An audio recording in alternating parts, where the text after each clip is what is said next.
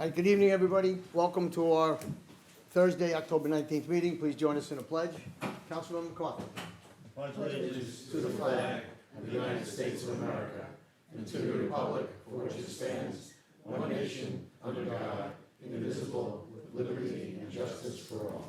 Roll call.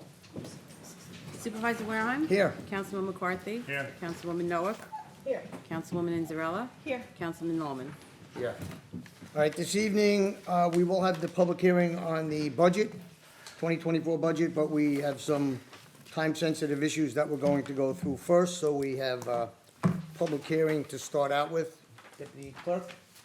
We have a public hearing on a proposed local law 15-2023. It's regarding chapter 322 of zoning. And Jennifer Junks, from the Assistant Town Attorney, is here to present the change. Good evening, Supervisor and council members. This is proposed local law 15-2023, which proposes changes to Chapter 322 of the Town Code involving your zoning regulations. It addresses the issue of convenience stores, or commonly known as mini markets. It adds a new definition to the code, defined as an establishment primarily engaged in the retail sale of a limited line of packaged and prepackaged foods, beverages, newspapers, tobacco, vaping products, household products, lottery tickets, and provisions such as bread, eggs, and milk. It also adds smoke shops now and groups it in with our current definition involving hookah lounges and vape stores and lounges. And it expands on the definition to include things typically found in smoke shops: cigarettes, cigars, pipes, and tobacco.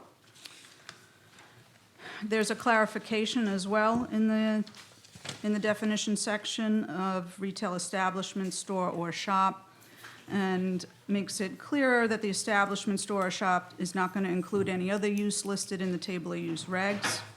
And I guess most importantly, it adds smoke shops to the current distance prohibition, which we currently have as 1,500 feet from a lot line of any park, playground, religious institution, or school. So now smoke shops will be added in with that distance regulation as well. And it clarifies the table of use, and you'll see that convenience stores, mini markets, hookah lounges, vape stores, lounges, and smoke shops will be regulated only to the shopping center business and neighborhood business districts, and not in the central business district in the event that you adopt the regulation. So that's the extent of the changes. Thank you very much. Any questions by the board? Thank you. Is there anyone in the audience that wishes to be heard on this public hearing? I will, yes, ma'am. On this topic or? any On this topic. Oh, yeah, I agree. The hookah lounges and bake shops and bake shops and stuff, I think there's too many all of a sudden.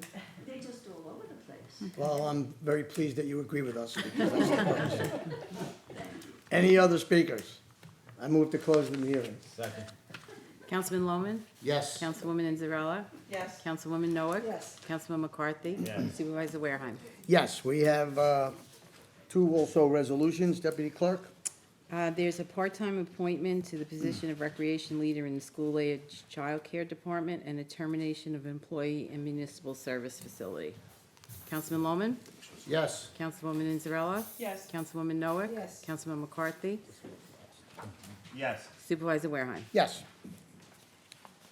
Okay, the next is the public hearing to consider the 2024 preliminary budget. Okay, before we begin, I will take a moment for the viewers that are watching to read the budget message to explain how we arrived at this budget and some of the particulars that are in it. We have much to celebrate this year, despite economic climate nationally and unfunded state mandates which are thrust upon local municipalities to manage. Over the last year, we have completed major upgrades to popular facilities, parks, and beaches, improved accessibility and services for people with disabilities. We've hardened our cybersecurity defenses and expanded public safety initiatives. Also, I'm happy to reveal that we will embark on a massive environmental effort thanks to a $1 million grant that we were just awarded by the town from the federal government.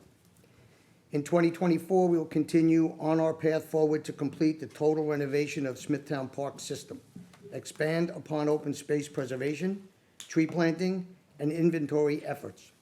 We will broaden our investments in critical infrastructure this year, ranging from drainage projects to cybersecurity upgrades. Additionally, we have increased our support for seniors and adults with special needs. We have accomplished all of this in the tentative budget despite major increases to health insurance, New York State retirement minimum wage, and other state-required mandates amounting to over $2 million in added operating cost to the town. These vital investments have already proven to be a benefit for our community and will continue to improve our quality of life well into the future. None of this happens without the commitment, hard work, and perseverance of this administration, department leadership, and the incredible employees who serve the people of Smithtown each day. It has been a great honor to serve with you. I hope you will allow me the opportunity to properly acknowledge and thank you for the exceptional results we have achieved together. Thanks to the tireless work and dedication of our Comptroller's Office, led by Paul Romano, and the Town Department administrators, we have delivered this budget this year that keeps all major funds structurally balanced with no use of fund balance needed to balance the budget. Our fund balance levels remain strong, as does our outstanding fiscal rate. 2024 tentative budget is structurally balanced and fiscally prudent, with the focus on supporting Smithtown's quality of life, essential services, and maintaining newly renovated parks and beaches. The aforementioned has been achieved despite substantial changes, including state mandates, dramatic increases in the cost of fuel, solid waste collection, and disposal. Thank you very much, and I want to thank the town council for their cooperation in budget negotiations. Again, our town is fiscally healthy, zero fiscal stress. We have a structurally balanced budget with using none of our reserves, and I am very pleased on the progress that we've made here in Smithtown. With that, we will move to speakers that we have. Before we start, be mindful, public participation is subject to the rules of decorum which you have on your speaker sheets. You will be speaking only to the public hearing on the proposed 2024 budget. 3-minute rule will be strictly enforced. When you hear the tone, you have 1 minute to complete your statement. So please, we expect your cooperation. Thank you. Deputy Clerk. Patty Stoddard? Can I go after Bill? Okay. Bill Hulse?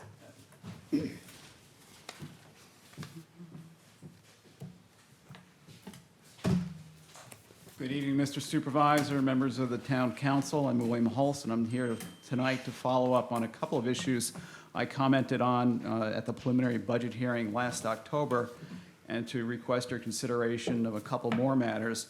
The first issue was the condition of Pinecone Woods Park off of Mount Pleasant on Garvey Drive. I had noticed when my two grandsons were playing baseball there that the conditions were pretty much the same as when my son played there over 20 years ago. No restrooms. There are still no bathrooms. There was a portable lavatory in the parking lot for a time this year. But I hope that in connection with the operating budget or the capital budget, that there's some money for planning something better. The second issue last October that I weighed in on was whether it was appropriate for our elected town officials to be giving themselves generous pay increases during the term in which they were already serving, about 20% or more of their pay, and not to be spread out over a number of years, but front-loaded to be paid in 2023. I did some research on the legality of that and was somewhat astonished to read in the New York State town law that there's no legal prohibition keeping 10 elected officials from giving themselves raises every year as long as it's disclosed in the preliminary budget document. That seems to be contrary to what I understand is permissible at the county, state, and federal levels. There apparently is no cap on the salary increases that town officials can give themselves each year. I'll come back to this issue, but my gut sense is that there's a serious deficiency in the New York State law if town officials can award themselves whatever they feel that the taxpayers will put up with. A new issue for me this year, given that my youngest grandson turned 2 this year and very much enjoys splash parks and sprinkler playgrounds, is how Smithtown does not seem to be able to staff them or otherwise make them available for preschoolers until later in the morning than the nearby towns. As I have stated previously to the town board, it would be of great benefit to the families of the preschoolers if the sprinkler parks opened at 10 instead of 11. which brings me to my second new issue triggered by a recent speaker who addressed the town board and who noted that the town missed the filing deadline this year to get grant funds through the U.S. Department of Transportation for the Safe Streets and Roads for All program. Given that that was sort of predicted, it was predicted last October that there might be a shortfall of funds available for the highway department. It appears that while the town now has a grant writer, there would still seem to be a need for someone on behalf of the board to identify which grants are available on the federal and state levels and have the grant writer focus upon them. Certainly, there was some confusion as to what funds were available for the reconstruction of Callahan's Beach, and time was wasted on seeking FEMA funds. And I think that was a constructive criticism, but I thank you for your consideration of these issues. Mr. Holtz, thank you. If you'd like to stay after, I could answer probably all of your concerns if you'd like to hear answers to what you brought up. And also, as a matter of full disclosure, you are running for elective office this year for the position of Smithtown Town Clerk, correct? Right, I'm still a resident of Smith. Of course, of course. Just as a matter of full disclosure, you're running for office. Thank you. Next speaker. Patty Stoddard?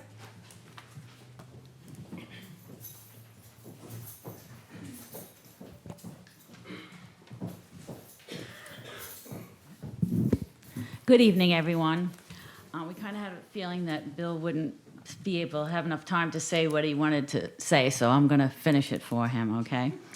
So going back to the issue regarding the proposed salary increases for the elected official for the next fiscal year, it would seem that adding another 4% increase on top of the roughly 20% provided by the taxpayer for raises in 2023 could have many taxpayers in Smithtown calculating whether they received anything close to a 24% salary increase in the past 2 years. It's time for state legislators to revise the current New York State town law, which does not prohibit town elected officials from raising their own salaries during the term in which they are currently serving without any cap. I would encourage the town board in Smithtown to seriously consider what sort of budget message they are sending when they complain about the town budget having to be under the 2% cap, yet have increased their salaries many times that percentage during the last couple of years. And that's the end of what Bill had to say. And I do have a question. You mentioned, about cybersecurity and everything. And I've, tried to do some research, and I haven't been able to find, does the town have cyber insurance? It's not a Q&A, but we're not Oh, going to address, okay. we will not address our Okay. cybersecurity initiatives for obvious reasons. Okay, well, if you don't, I just think that should be something that is definitely included, and that I know you're digitizing your records, and, that should be something that is hopefully done really soon. And, if you're not uploading everything to the cloud, that would be a suggestion, and it should be something, hopefully, in the budget. Thank you. Thank you. Next speaker. Anita Castorina? Good evening, everybody. I expected this place to be packed and I would not have to say anything. My main concern when I came was the budget, of course. And I've always voted for the budget, but I was shocked by the increase this year, again, of the 4% salaries on top of the 22% last year. I was a nurse for 36 years, and if I could have, said, oh, we should have an increase, everybody would love it, but that was not possible. Water, last year we got a $100 a year increase in our water bills, and, so I have to agree with Mr. Holtz and, I'm sorry, I forgot your name, the two previous speakers as to what their concerns were. Thank you. Thank you. Next speaker. Lou Zabacco?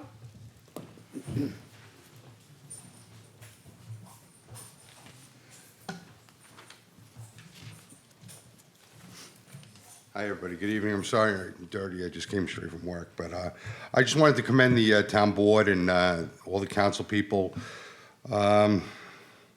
for the services and the improvements with a lot less money that you guys had to work with. I know there was like $2 million in unfunded mandates from New York State.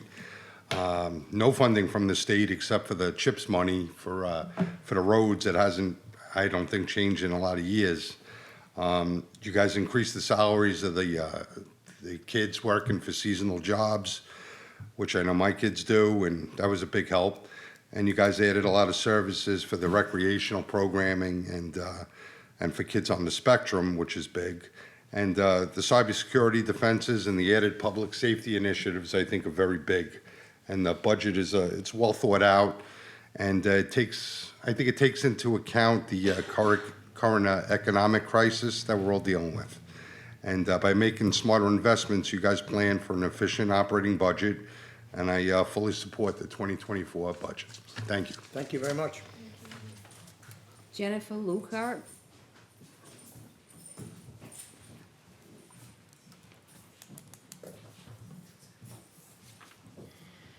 Good evening. First of all, I would like to thank you for remaining underneath the tax cap. I know there are other towns in Suffolk County that have not done so well with that, so I want to thank you. For far too long, parents couldn't give their kids with special needs an affordable option to enjoy summer camps and recreation programs like so many kids partake in every year. I am very pleased to see an investment in the adaptive sports and summer programming for kids and young adults with neurodiversities and special needs, which is near and dear to my heart. I also noticed that the added investments in cybersecurity defense is listed in the operating budget, and I commend you for taking a proactive approach to this issue rather than sticking your heads in the sand. Thank you. Our private information must be secured, so I appreciate all the work you're doing. Thank you very much. Thank you very much. And Tom McCarthy?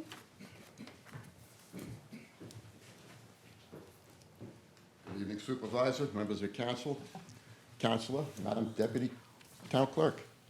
I'm here tonight to speak about the operating budget for 2024. I commend this board for being able to deliver a balanced budget, especially given the cost of oil and inflation prices.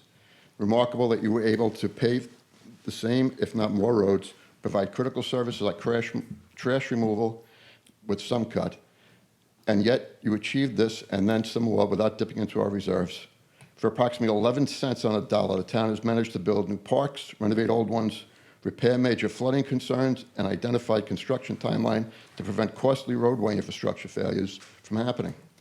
Additionally, it preserved open space, planted new trees, installed new drainage, new traffic lights, pedestrian safety measures, provided a number of services, free events, summer concerts, festivals, and more.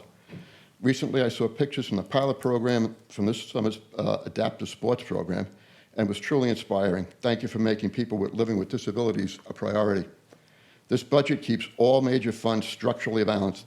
You did not use surplus funds to balance the budgets. This is key for future borrowing, as well as it may be the town's outstanding fiscal credit rating. You do this without any state aid.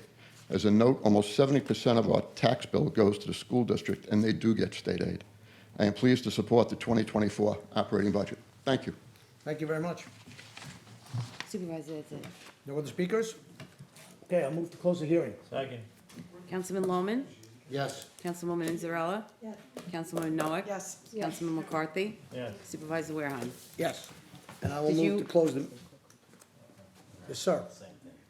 Is he a candidate for town clerk? Yeah, Thank you. no problem. I'll move to close the meeting. No, hearing, close the hearing. Second. Close the meeting. Hearing's closed, we'll close the meeting. Supervisor Wareheim? Yes. Councilman McCarthy? Yes. Councilwoman Noack? Yes. Councilwoman Inzarella? Yes. Councilman Lohman? Yes. Okay, thank you all for attending.